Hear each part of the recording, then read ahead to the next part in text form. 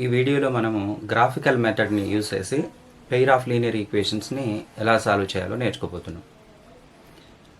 అయితే గతంలో మనము substitution method, elimination method use చేసి పెయిర్ ఆఫ్ లీనియర్ ఈక్వేషన్స్ని ఎలా సాల్వ్ చేయాలో నేర్చుకున్నాం. అవి రెండు ఆల్జీబ్రాయిక్ మెథడ్స్, అంటే ఎటువంటి గ్రాఫ్ యూజ్ చేయకుండా చేస్తూ ఉన్నాం. అక్కడ అదే ప్రాబ్లమ్స్ని గ్రాఫ్స్ యూజ్ చేసి ఎలా సాల్వ్ చేయాలో ఒకసారి ఒక ఎగ్జాంపుల్ ద్వారా నేర్చుకుందాం. నేను ఒక ప్రాబ్లం తీసుకున్నాను. 3x + 2y = 8, 2x - 3y = 1 అనే టూ లీనియర్ ఈక్వేషన్స్ని ఇచ్చారు. ఈ టూ లీనియర్ ఈక్వేషన్స్కి కామన్ సొల్యూషన్స్ని గ్రాఫ్ యూజ్ చేసి ఎలా కనుక్కోవడం అనేది మన ప్రాబ్లం. మనం ఇంతకుముందు నేర్చుకున్న కాన్సెప్ట్ని ఒకసారి గుర్తు చేసుకుందాం. 3 3s are 9 ఎంత వస్తుంది? మనం క్రాస్ మల్టిప్లికేషన్ చేస్తే -9 వస్తుంది. ఇది 2 2s are 4 not equal. So కాబట్టి మనకి ఇక్కడ తప్పకుండా ఒక సొల్యూషన్, కామన్ సొల్యూషన్ వస్తుంది. సో ఇక్కడ గ్రాఫికల్ మెథడ్లో కామన్ సొల్యూషన్ కనుక్కునేదానికి ఫస్ట్ మనము ఇండివిజువల్గా ఒక్కొక్క లీనియర్ ఈక్వేషన్ తీసుకుని వాటికి సొల్యూషన్ సెట్స్ రాసుకోవాలి. సో ఫస్ట్ ఇక్కడ అన్న టూ లీనియర్ ఈక్వేషన్స్లో first linear equation 3x + 2y = 8. దీనికి నేను సొల్యూషన్ సెట్ రాస్తున్నాను.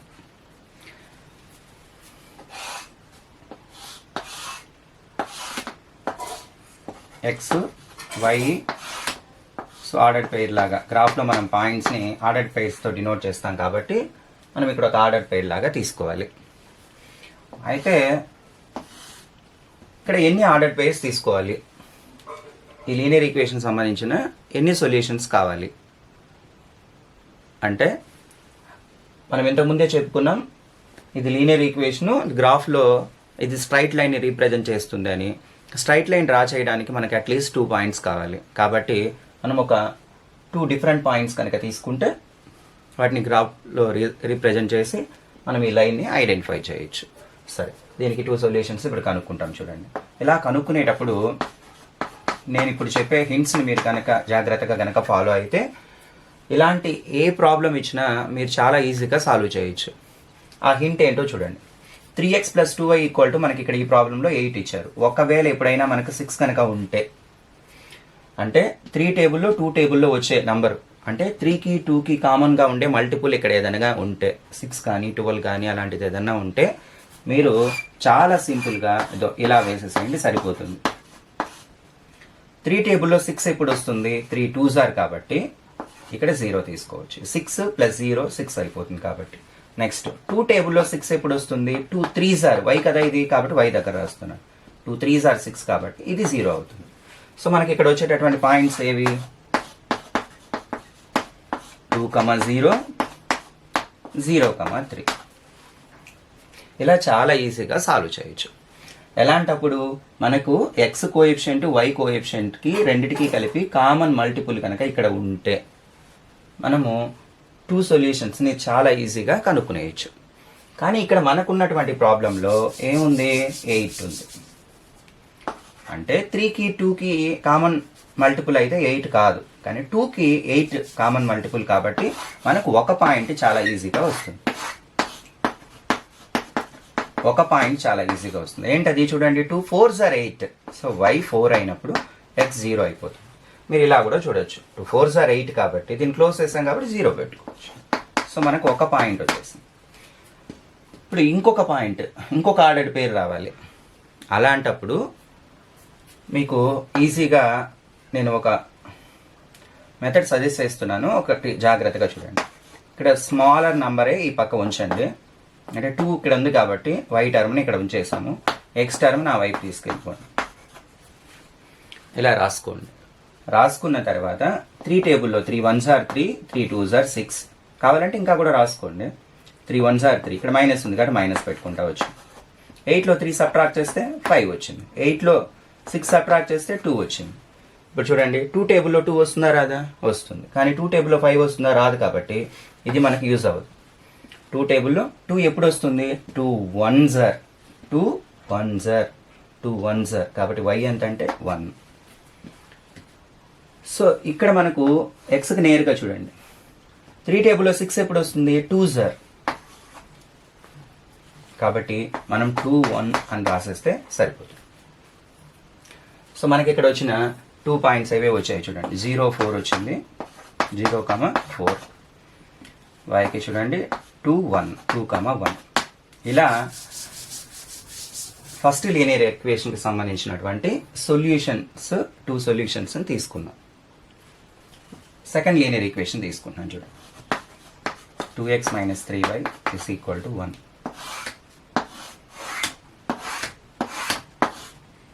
x, y, x, y. ఇప్పుడు చూడండి 2 టేబుల్లో 1 రాదు, 3 టేబుల్లోనూ 1 రాదు. సో ఇక్కడ 1 అనేది దీనికి 2కి 3కి రెండింటికి కూడా మల్టిపుల్ కాదు. అలాంటప్పుడు ఇంతకుముందు నేను చెప్పిన మెథడ్ని ఇక్కడ మీరు ఫాలో అవ్వండి. ఇక్కడ స్మాలర్ టర్మ్ని ఇక్కడే ఉంచేయండి వీలైనంత వరకు. స్మాలర్ టర్మ్ అనేం కాదు, కానీ కోఎఫిషియంట్ ఇక్కడ 2 ఉంది కాబట్టి 3 కంటే ఇది చిన్నది కాబట్టి ఇట్లా ఉంచేయండి. లేదు ఇక్కడ మైనస్ ఉంది, ఆ పక్క పంపిస్తే కూడా ప్లస్ అయిపోతుంది కాబట్టి అది కూడా మీకు ఈజీగానే ఉంటుంది. ఇలా పంపించండి. ఫస్ట్ ఇలా రాసుకోండి. 3 1s are 3, 3 2s are 6, 3 2s are 6. 3 table రాసుకుంటున్నాను. 3 1s are 3 2s are. ఇక్కడ 1 + 1 + అని పెట్టండి.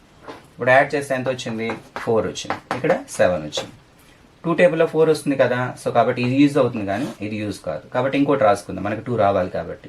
3 3s are 9. సో 1 + 9 ఎంత? 10. 2 టేబుల్లో 10 వస్తుంది. 2 టేబుల్లో 10 ఎప్పుడు వస్తుంది? 5s are వస్తుంది.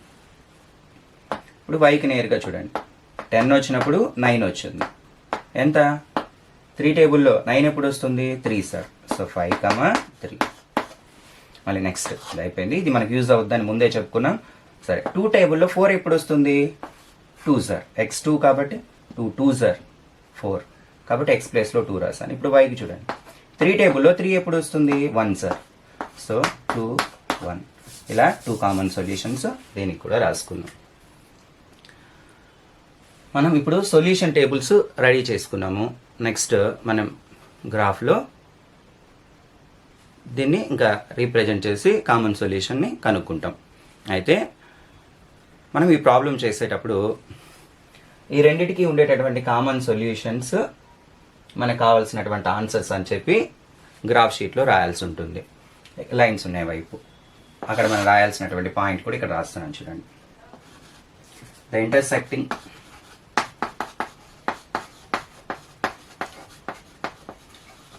intersecting point of 3x plus 2y equal to 8 and 2x minus 3y equal to 1 is the solution, is the common solution.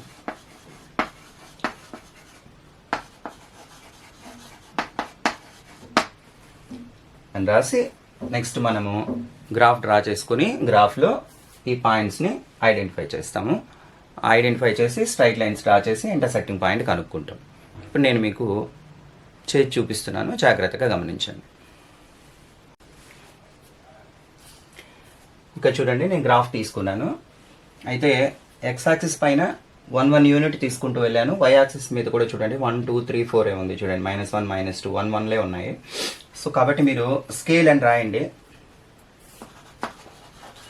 Scale on X axis 1 centimeter equal to 1 unit.